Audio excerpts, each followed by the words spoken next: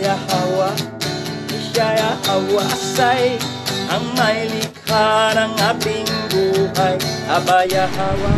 Magandang hapon sa lahat. Kami ay may programa sa ating may likha. At ang programang ito na maghayag sa kanyang salita dahil ito po'y utos ng ating may likha na sinabi dito sa Mateo chapter 10 verse 6 to 7. Ang sabi rito sa verse 6, sa halip hanapin ninyo ang mga nawawalang tupa sa sambayanan ng Israel. Humayo kayo, ipangaral ninyo na malapit nang dumarating ang kaharian ng langit. So, kaya kami nangangaral dahil malapit na ang kaharian ng langit. The kingdom come is near. Sabi rito sa English. Instead, look for the lost sheep of the house of Israel. Go and preach that the kingdom of heaven is near. So, malapit na. Kailan ipapangaral namin sa buong sambayanan ng bansang Israel nga nagkalat sa 4 na sulok ng mundo. Ngayon, nais na may ipaalam sa inyo lahat na dito po sa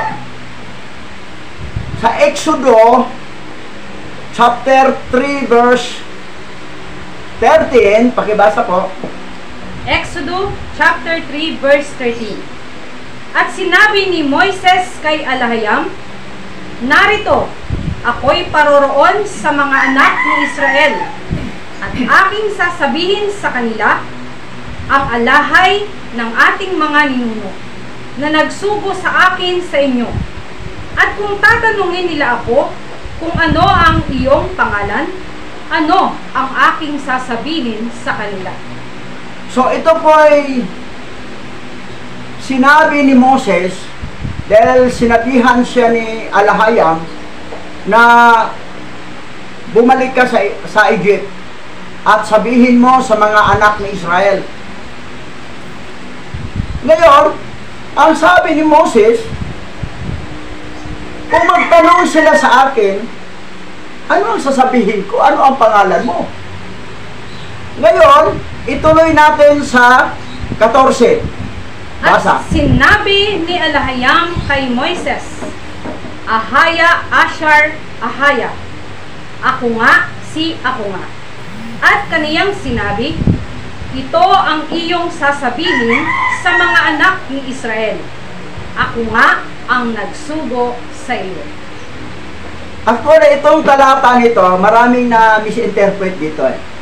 Dahil ang akala nila, ang pangalan ng Creator ay si ako nga. Nasa wikang Hebreo, Ahaya, Asar, Ahaya. Na ano bang pangalan? Si Ahaya.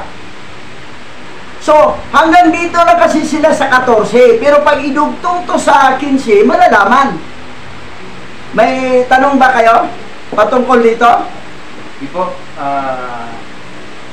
nais po namin talagang lubusang mapatunayan na ang tunay kong pangalan ng ating may likha sa Hebreo ay Yahweh. Gaano po ba ito katotoo? So maganda ang tanong. Kasi dito sa 14, yung sagot naman ng Creator ni Yahweh ay sabi niya, Ahaya, Asar, Ahaya. Ngayon kung isabay natin sa biro, aba Asar, nag-asar. Pero biro lang yan ha. Pero karamihan, sabi na, yung mga Hebrew Israelites sa ibang bansa, ang pangalan daw ng Creator, si Ahaya. Si Ahaya. Ngayon, basahin natin ang 15. Ano ba talaga ang pangalan niya? Yahweh ba talaga? O Ahaya? Basa po, Pastora.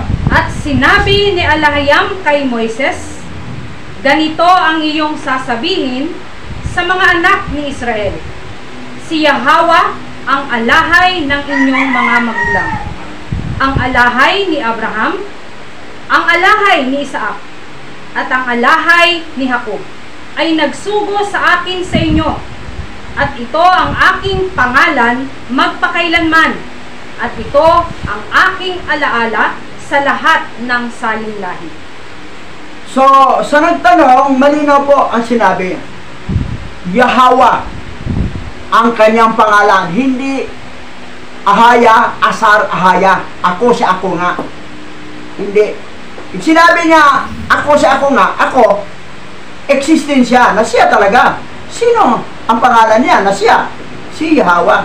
Dahil sinabi niya, ito ang aking pangalan, magpakailanman.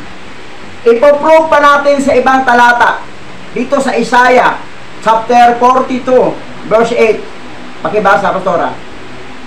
Ako si Yahweh, iyon ang aking pangalan, at hindi ko ibibigay ang aking karangalan sa iba, ni ang aking kaluwalhatian sa pagsamba sa Diyos-Diyosan. So, malinaw na sinabi niya, ako si Yahweh. Iyon ang aking pangalan. Yahweh, hindi Ahaya, hindi Yahweh, hindi Jehovah, hindi Yahuwah, kundi Yahweh. So, okay ba? So, tama po. Sino pang magtanong?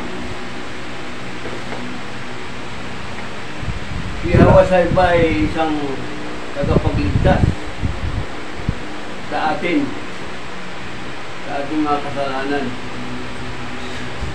Anong tanong mo? Si Yahweh sa iba ay tagapagligtas.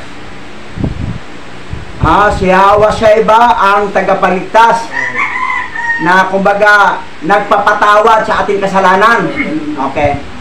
So dito sa Matthew chapter 1 verse 21, pakibasa, Pastora. At nanganak siya ng isang lalaki, at tinawag ang kanyang pangalan na Yahawashai, sapagkat ililigtas niya ang kanyang bayan mula sa kanilang mga kasalanan. So sa Matthew chapter 1 verse 21, ang nakalagay ay Yahawashai sa original ancient Hebrew Bible. Pero kung sa Bible na gawa ng Vatican ay Jesus ang nakalagay. Jesus. Pero kung dito tayo sa original Bible, Yahawashai. Dahil naalaala ko ang sabi ni Dr. Jose Rizal, hindi ka makarating sa paroroonan kung hindi ka lumingon sa pinanggalingan. Lilingon tayo sa original Bible. Walang iba ang ancient Hebrew Bible. Lilingunin natin. Ngayon, ano ang nakalagay sa original? Ay Yahawashai. Dugtungan pa natin. Dito sa Gawa chapter 4 verse 12. Basa.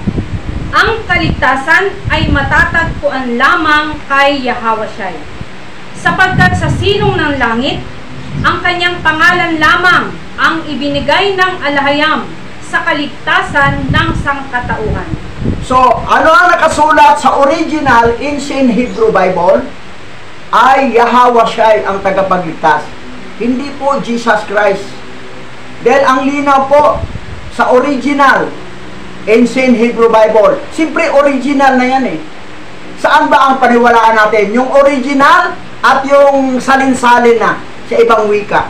Original. So, ang nakalagay sa original, Yahawashai ang tagapagligtas. So, kung nais nating maligtas, mapunta sa kaharian ng langit, Yahawashai ka. Pero kung kinagisnan mo na Jesus Christ, decision mo yan. Pero, saan ang hatungan mo? Hindi naman totoong tagapagligtas yan. Dagat-dagatang apoy sa impyerno. So, yan po ang ating mensahe sa araw nito, sa ating talakayan. At tayo po ay manalangin. Mga pastora, ikaw mag-lead ng prayer. Sige po, tayo po manalangin. Aba Yahweh, aming alahayam, salamat po sa pagkakataong ito na kami ay nakapagbahagi ng iyong mga salita. Dalangin po namin na sa mga makakarinig ng iyong mga salita, itanim mo ito sa pinakamatabang bahagi ng kanilang mga puso at mabuksan ang kanilang kaisipan na ikaw ay lubos nilang makilala sa kanilang mga buhay. Marami pong salamat. Purihin ka, Aba Yahawa, aming alahayam. Bahasyam Masyayak Yahawa Shai. Ito po ang aming dalangin. Yaman. Salamat sa pakikinig niyo mga kapatid na nanood sa YouTube channel sa iba-ibang lugar sa panig ng mundo.